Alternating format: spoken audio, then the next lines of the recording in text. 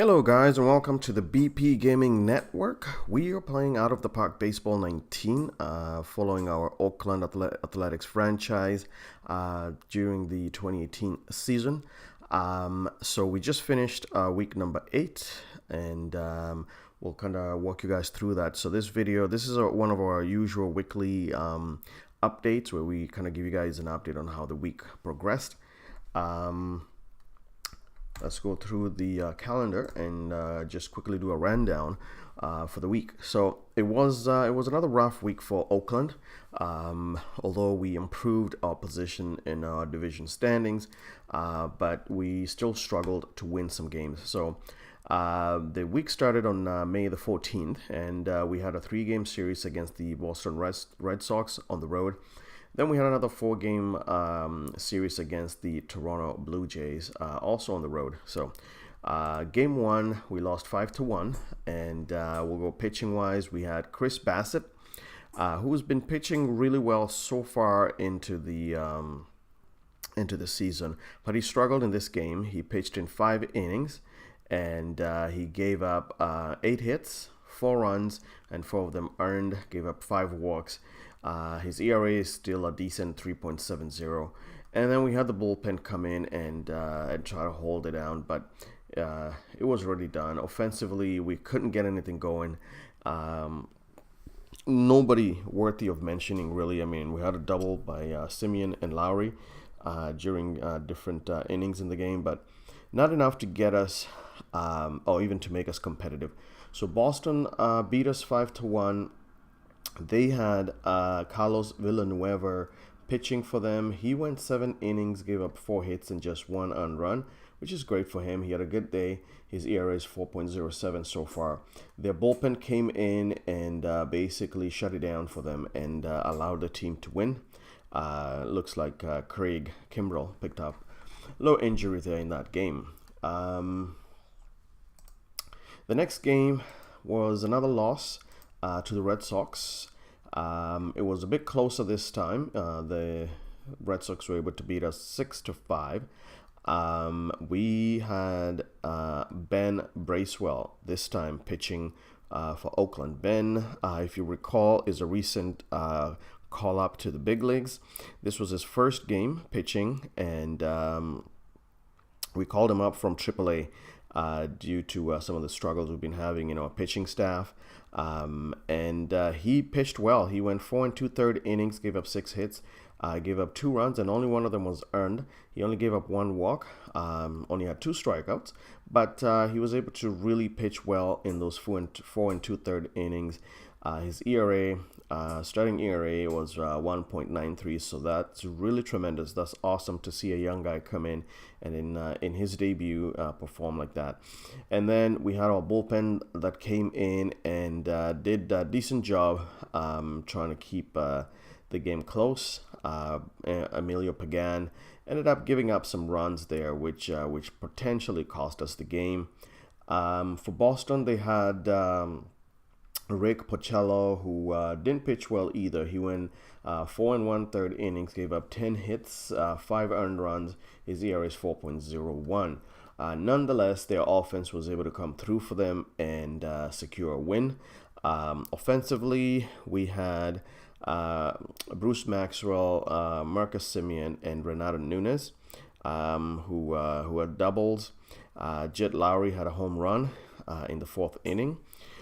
So our guys tried to battle a little bit, but it wasn't meant to be, and we lost this game by just a run. So that was that. And then we had the last game of the series, and we managed to get a win here, which is tremendous, beating the Boston Red Sox.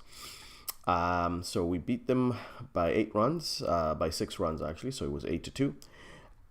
Pitching wise, we had Sean Manai on the mound, and he went 4 1/3 innings. Now, I'm hoping a guy like Manai can actually go longer innings than that. He threw 81 pitches, but we basically didn't allow him to go beyond 81 innings. 81 pitches. What am I talking about? 81 pitches he threw. He gave up 5 hits, 1 earned run. His ERA is 4.31, so not too bad. And then we had Trevor Cahill and Emilio Pagan relieve from there on. For Boston, they had Eduardo Rodriguez, who pitched in 3 innings, gave up 6 hits and 5 earned runs before he was set down and relieved. His ERA is 3.69. Player of the game was Renato Nunez. Now, this is another exciting piece of information because Renato Nunez is another guy that we recently called up from AAA after we sent down Matt Olson, and we needed a little bit of power that Nunez has, and he's starting to show that power in some of these games. So he had a home run in the first inning, and so did Jake Smolinski. And then Jed Lowry had a triple, and Renato Nunez also had another double. So what an excellent outing for Nunez. He was 3 for 5. Batting wise, his batting average is 316 at the end of this game. So that was really exciting to see. So we managed to get a win there. And then we kept it back east as we started a new series against the Blue Jays. Game number 1, we beat them by huge margin, 9 run difference. The score was 12-3, Oakland. And pitching wise, we had Kendall Graveman. Again, this was another positive sign to see, because if you recall, Graveman had been struggling a lot at the beginning of the month, which actually the month of April. And so we had sent him back down to AAA. We called him back up, and he's managed to had a decent start here. I would say this is decent. This is positive. He pitched in 3 1/3 innings. Of course, we want to see him get at least up to 6 innings, preferably for a starter. But he gave up just two hits, just 1 run. Gave up 3 walks. You want to keep that down. But he still managed to come through without giving up too many runs. His ERA is 5.68. And then we had our bullpen come in, and Yasmiro Petit and Emilio Pagan weren't able to get out without giving up runs. But nonetheless, we were able to. The offense came through for us in this game. Toronto had Aaron Sanchez pitching for them. He went 5 innings, didn't do really well. Gave up 6 hits, 6 runs, 6 of them earned. His ERA is 5.10. Jet Lowry was the player of the game here. He performed really well, and we'll show you in a minute. But Sheldon News managed to tie the American League regular season record with 5 strikeouts. Not the kind of accolades that he wants to be receiving, because that's not a good thing. He had 5 strikeouts in 1 game, and that's really not good. But our offense was really working, and we had a lot of performances, good performances from various guys. Dustin Fowler had a double in the 5th inning. Renato Nunez had a double in the 9th inning. Chris Davis had a double in the 5th inning, and also, just in the 5th inning. Jet Lowry came through also with a double in the 9th inning. Matt Joyce also had a double in the 3rd inning. So, man, these guys were just hitting the ball all over the place here. Steven Piscotty had a home run in the 4th inning, and Jed Lowry also had a home run in the 8th inning. So, all in all, you could see with all those extra base hits, we managed to score a lot of runs. That gave us this win, and that was a good start to that series. And then we played game 2, which we lost 7-2, Blue Jays. Pitching wise, we had Andrew Triggs on the mound, and he didn't go very far. I mean, he pitched in 4 innings, gave up 3 hits and 3 earned runs. That's not what we expect to see from him, but his ERA is still 3.83. So not a good outing for Andrew Triggs. Lou Trevino had his worst game of the season, pitched in 1 1/3 innings and gave up 3 runs. His ERA is still, at the end of this game, 2.45. And then we had Trevor Cahill also, who's currently in relief. We moved him together with Brett Anderson. We moved them from the starting positions, from the rotations, and we put both of them in the bullpen. For Toronto, they had Murphy Smith, who didn't. He had an okay day. He had 4 innings, gave up 2 runs. His ERA is 5.21. There was no special notes. Kevin Pillar picked up a low injury there. Offensively, nothing to even talk about, nothing to mention here. It was really not a good showing offensively for Oakland. So we lost that game. And then we played our third game, and we won this game by a score of 5-2. Pitching wise, we had Chris Bassett, and this time Chris Bassett pitched well. He went 5 1/3 innings, gave up just one hit, did not give up any run, although he gave up 4 walks, so that's not really good. But point at the end of the day is that he didn't give up any runs. His ERA is now 3.33. The bullpen also came through and pitched well. Trevino struggled, pitching 1 inning and giving up 1 run. And Liam Hendricks also giving up a run. So Liam Hendricks has started to showcase some potentials. He's our closer right now, but I don't feel that he's performing well in that role. So we may have to make some decisions on whether we want to keep Hendricks as a closer and give him more opportunities to prove himself, or what do we want to do? If we want to just switch him in that position, or do we want to outright him and option him back to AAA? We'll see. Play of the game, Chris Bassett. So that was that. Offensively, we had doubles from Matt Chapman in the 4th inning and also in the 6th inning, and then Renato Nunez had a double in the 2nd inning. Jed Lowry also had a double in the 4th inning, and no home runs from us, but we still managed to win this game. So you could see Renato Nunez is showing up on the boards quite a lot. He's playing really well, and that's what we wanted. We wanted this guy who's got just power, and he can contribute immensely to give us wins. So the last game of the week and last game of the series, of the 4-game series against the Blue Jays, was a loss. We lost by 5 runs. The score was 10-5 Blue Jays. Pitching wise, this was not a good showing at all for us. We had Ben Bracewell, who, as I mentioned, had made his debut early in the week. This time around, he got clobbered quite a bit. He pitched in 4 1/3 innings, gave up 6 hits and 4 runs, 4 of them earned. Also gave up 4 walks, which is not great. He threw 88 pitches. His ERA is now 5.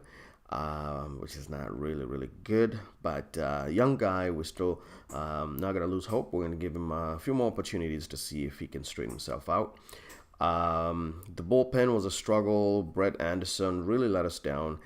Couldn't get anybody out, and so before he was relieved and gave up 2 runs. Lou Trevino came in and relieved him, and then we had Chris Hatcher and Trevor Cahill also giving up runs. Emilio Pagan gave up 2 runs and unable to get anybody out. And Liam Hendricks also again gave up another run. So the bullpen was the story here. They just couldn't help the team. They gave up a lot of runs, but it is what it is. Offensively, we had doubles by Chris Davis in the 3rd inning, and Sabian Piscotty had a home run in the 3rd inning as well. But that was that. Blue Jays managed to get the best of us. Their offense seemed to have been working, and pitching wise, they had Joe Biagini, and he pitched in 4 innings, gave up 5 runs, 5 earned. His ERA is 5.91, so he also struggled quite a bit. Other than that, we had a couple injuries to mention from the Blue Jays side. Teoscar Hernandez and Kendrys Morales picked up injuries in this game. So that was that. That was the week. We split the series between the Blue Jays, and we won 2 games and lost 2. We definitely lost the series with the Red Sox, and but we managed to win 1 game. It's consolation. So how does the week look coming up ahead? We've got 3-game series against the Seattle Mariners coming up. Then we got a 3-game series against the Diamondbacks to close the week. And then for the end of the week, to finish off the month, we've got a 4-game series against the Tampa Bay Rays. All these games will be played at the Coliseum, so we'll be at home, and we'll see how we perform at home. The road trip surely did not produce the results we were hoping for. What else happened during the week? Let's go and take a look and see what kind of moves we made. So major transactions, I guess we're already there on the screen. We had a couple moves that were made during this week. On Saturday, May 12th, we had designated Santiago Cassier and put him on waivers. He cleared the waivers, and it's not showing here. We also called up Ben Bracewell, as I had mentioned, from AAA up to Oakland to play for the big league team. At the same time, on the 14th, we sent Ryan Buchter back down to AAA Nashville. He wasn't really performing really well for us in the bullpen role. We at the same time called Kendall Graveman back up to Oakland from AAA Nashville. So that was pretty much it as far as the major decisions or movement that we made so far in the week. Standing wise, we've still got Houston in the lead with an amazing record of 32-16. So they're already separating themselves from the rest of the pack. The next team, number 2 in our division, is the Los Angeles Angels with a 26-22 record. Texas Rangers are third with a 25-23 record. And then Oakland is now in that fourth spot again with a 20-27 record. So we're playing a lot less than 500 ball, which is not great at all. And now we're 11.5 games away from the leader. So not trending in the positive direction we would have hoped for so far into the game. Seattle has got the last spot in the division with a 19-27 record. So one positive thing though is we were last in the division by early this week, and we managed to win a couple games this week, which have given us a boost. So now we're in the fourth spot. Not great, but hey, if we're competing with Seattle, we can say we're playing better than they are. And consolation, you got to look for bright spots whenever you can get them.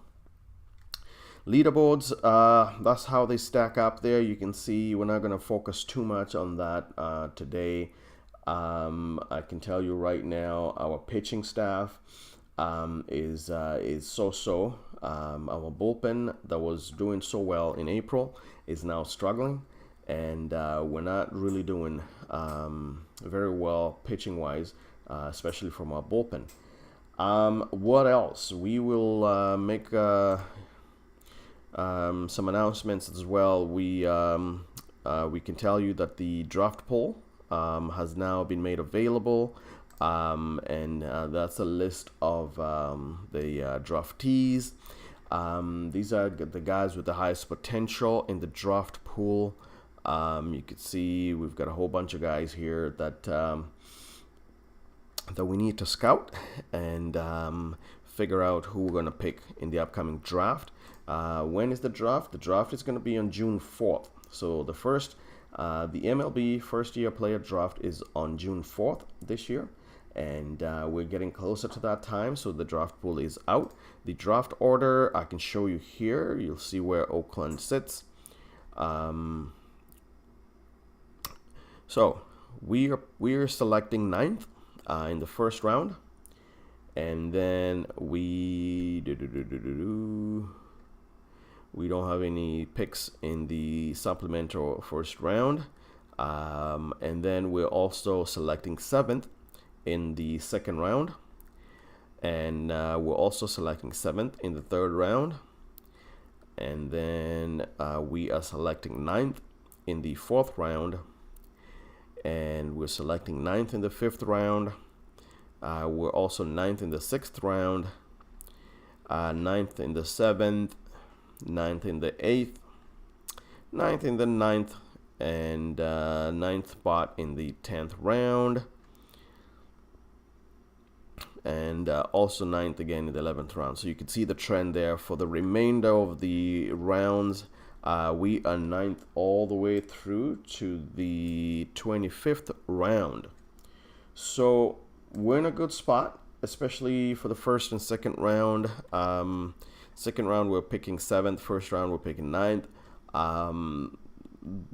We've got a good opportunity. We're going to spend some time coming up in the next week or so. We're going to do a video on our draft selections or draft targets and go from there. So if you guys Check out that video when we do post it. If you have ideas, if you've got suggestions of guys we should pick and guys we shouldn't pick, feel free to make your suggestions and let us know. But that's where we're at so far. Can't think of any other major news that have happened in the league so far. We can quickly give you guys I like to, from time to time, just give you guys a rundown on how things look in the MLB in our universe. American League, we got the Twins that are leading the American League with the 32-12 record. The Houston Astros, the third in the league, and then the Yankees are, Houston Astros are second and the Yankees third. Blue Jays are fourth. And it goes on from there. The Red Sox are fifth, actually, in the American League. And there we are in that 12th spot in the American League. So we're performing really poorly. Kansas City Royals last, and second to last is the Chicago White Sox in the American League. So that's how the American League looks like so far. The National League, you got the Dodgers in first spot. You got the Cubs in the second spot. New York Mets in the third spot.